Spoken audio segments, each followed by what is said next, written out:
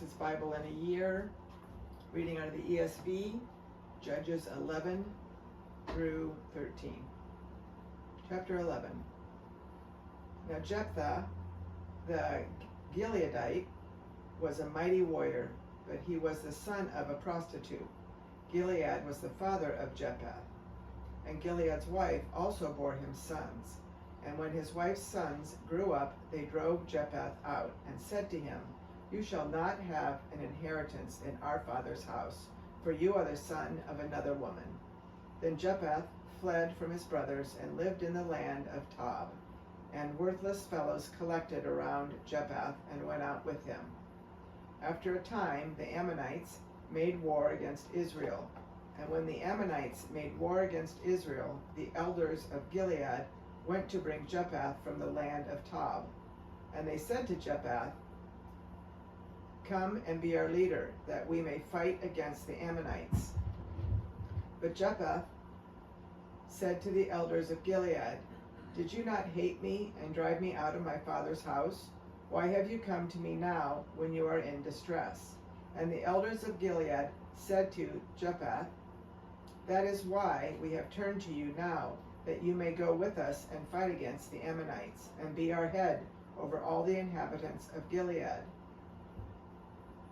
Jephthah said to the elders of Gilead, "If you bring me home again to fight against the Ammonites, and the Lord gives them over to me, I will be your head."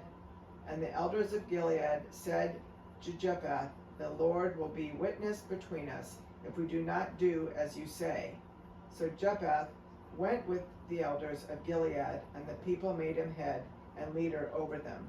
And Jephthah spoke all his words before the Lord at Mizpah. Then Jephthah sent messengers to the king of the Ammonites and said, "What do you have against me, that you have come to me to fight against my land?" And the king of the Ammonites answered the messengers of Jephthah, "Because Israel on coming up from Egypt took away my land, from the Arnon to the Jabbok and to the Jordan. Now therefore restore it peaceably." Jephthah again sent messengers to the king of the Ammonites and said to him, "Thus says Jephthah, Israel did not take away the land of Moab or the land of the Ammonites, but when they came up from Egypt, Israel went through the wilderness to the Red Sea and came to Kadesh. Israel then sent messengers to the king of Edom, saying, "Please let us pass through your land." But the king of Edom would not listen. And they sent also to the king of Moab, but he would not consent. So Israel remained at Kadesh. Then they journeyed through the wilderness and went around the land of Edom and the land of Moab, and arrived on the east side of the land of Moab and camped on the other side of the Arnon. But they did not enter the territory of Moab, for the Arnon was the boundary of Moab. Israel then sent messengers to Sihon, king of the Amorites, king of Heshbon, and Israel said to him, "Please let us pass through your land to our country." But Sihon did not trust Israel to pass through his territory, so Sihon gathered all his people together and encamped at Jahaz and fought with Israel. And the Lord, the God of Israel, gave Sihon and all his people into the hand of Israel, and they defeated them. So Israel took possession of all the land of the Amorites, who inhabited that country. And they took possession of all the territory of the Amorites from the Arnon to the Jabbok, and from the wilderness to the Jordan. So then the Lord, the God of Israel, dispossessed the Amorites from before his people, Israel. And are you to take possession of them? Will you not possess what Shamash, your God, gives you to possess? And all that the Lord our God has dispossessed before us, we will possess. Now are you any better than Balak the son of Zippor, king of Moab? Did he ever contend against Israel, or did he ever go to war with them? While Israel lived in Heshbon and its villages, and in Aroer and its villages, and in all the cities that are on the banks of the Arnon, 300 years, why did you not deliver them within that time? I, therefore, have not sinned against you, and you do me wrong by making war on me. The Lord, the judge, decide this day between the people of Israel and the people of Ammon. But the king of the Ammonites did not listen to the words of Jephthah that he sent to him. Then the Spirit of the Lord was upon Jephthah, and he passed through Gilead and Manasseh, and passed on to Mizpah of Gilead, and from Mizpah of Gilead he passed on to the Ammonites. And Jephthah made a vow to the Lord and said, If you will give the Ammonites into my hands, then whatever comes out from the doors of my house to meet me when I return in peace from the Ammonites shall be the Lord's, and I will offer it up for a burnt offering. So Jephthah crossed over to the Ammonites to fight against them, and the Lord gave them into his hand. And he struck them from the Aroer to the neighborhood of Minnith, 20 cities, and as far as Abel-Keramim, with a great blow. So the Ammonites were subdued before the people of Israel. Then Jephthah came to his home at Mizpah, and behold, his daughter came out to meet him with tambourines and with dances. She was his only child. Besides her, he had neither son nor daughter. And as soon as he saw her, he tore his clothes and said, Alas, my daughter, you have brought me very low, and you have become the cause of great trouble to me. For I have opened my mouth to the Lord, and I cannot take back my vow. And she said to him, My father, you have opened your mouth to the Lord. Do to me according to what has gone out of your mouth, now that the Lord has avenged you on your enemies, on the Ammonites. So she said to her father, Let this thing be done for me. Leave me alone 2 months, that I may go up and down on the mountains and weep for my virginity, I and my companions. So he said, Go. Then he sent her away for 2 months, and she departed, she and her companions, and wept for her virginity on the mountains. And at the end of 2 months she returned to her father, who did with her according to his vow that he had made. She had never known a man, and it became a custom in Israel that the daughters of Israel went year by year to lament the daughter of Jephthah the Gileadite 4 days in the year. The men of Ephraim were called to arms, and they crossed to Zaphon and said to Jephthah, Why did you cross over to fight against the Ammonites and did not call us to go with you? We will burn your house over with fire. And Jephthah said to them, I and my people had a great dispute with the Ammonites, and when I called you, you did not save me from their hand. And when I saw that you would not save me, I took my life in my hand and crossed over against the Ammonites, and the Lord gave them into my hand. Why then have you come up to me this day to fight against me? Then Jephthah gathered all the men of Gilead and fought with them, and fought with Ephraim. And the men of Gilead struck Ephraim, because they said, You are fugitives of Ephraim, you Gileadites, in the midst of Ephraim and Manasseh. And the Gileadites captured the fords of the Jordan against the Ephraimites. And when any of the fugitives of Ephraim said, Let me go over, the men of Gilead said to him, Are you an Ephraimite? When he said, No, they said to him, Then say Shibboleth. And he said, Shibboleth, for he could not pronounce it right. Sibboleth, he said Sibboleth, for he could not pronounce it right. Then they seized him and slaughtered him at the fords of the Jordan. At that time, 42,000 of the Ephraimites fell.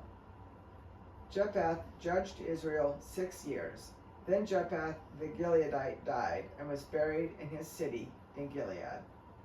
After him, Ibzan of Bethlehem judged Israel. He had 30 sons and 30 daughters. He gave in marriage outside his clan, and 30 daughters he brought in from outside for his sons. And he judged Israel 7 years. Then Ibzan died and was buried at Bethlehem. After him, Elon the Zebulunite judged Israel, and he judged Israel 10 years.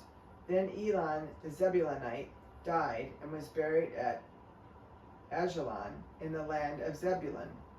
After him, Abdon the son of Hillel the Parathonite judged Israel. He had 40 sons and 30 grandsons who rode on 70 donkeys, and he judged Israel 8 years. Then Abdon the son of Hillel the Parathonite died and was buried at Parathon in the land of Ephraim, in the hill country of the Amalekites. Chapter 13. And the people of Israel again did what was evil in the sight of the Lord. So the Lord gave them into the hand of the Philistines for 40 years. There was a certain man of Zorah, of the tribe of the Danites, whose name was Manoah, and his wife was barren and had no children. And the angel of the Lord appeared to the woman and said to her, Behold, you are barren and have not borne children, but you shall conceive and bear a son. Therefore be careful and drink no wine or strong drink, and eat nothing unclean. For behold, you shall conceive and bear a son. No razor shall come upon his head, for the child shall be a Nazarite to God from the womb, and he shall begin to save Israel from the hand of the Philistines. Then the woman came and told her husband, A man of God came to me, and his appearance was like the appearance of the angel of God, very awesome. I did not ask him where he was from, and he did not tell me his name. But he said to me, Behold, you shall conceive and bear a son. So then drink no wine or strong drink, and eat nothing unclean. For the child shall be a Nazarite to God from the womb to the day of his death. Then Manoah prayed to the Lord and said, O Lord, please let the man of God whom you sent come again to us and teach us what we are to do with the child who will be born. And God listened to the voice of Manoah, and the angel of God came again to the woman as she sat in the field. But Manoah, her husband, was not with her.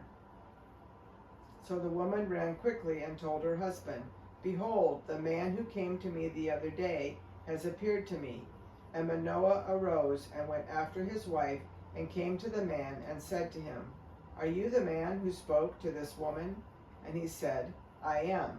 And Manoah said, Now when your words come true, what is to be the child's manner of life, and what is his mission? And the angel of the Lord said to Manoah, Of all that I said to the woman, let her be careful. She may not eat of anything that comes from the vine, neither let her drink wine or strong drink, or eat any unclean thing.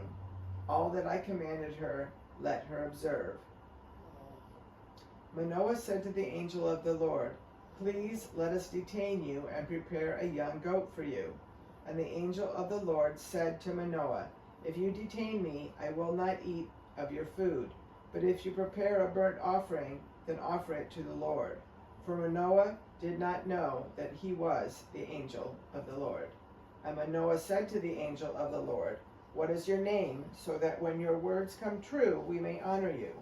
And the angel of the Lord said to him, Why do you ask my name, seeing it is wonderful?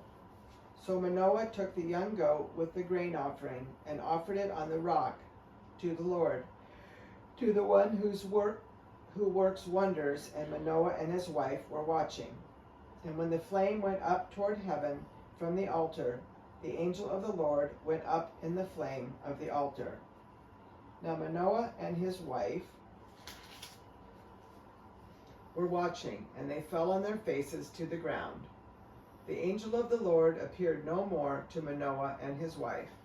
Then Manoah knew that he was the angel of the Lord. And Manoah said to his wife, We shall surely die, for we have seen God. But his wife said to him, If the Lord had meant to kill us, he would not have accepted a burnt offering and a grain offering at our hands, or shown us all these things, or now announced to us such things as these. And the woman bore a son, and called his name Samson.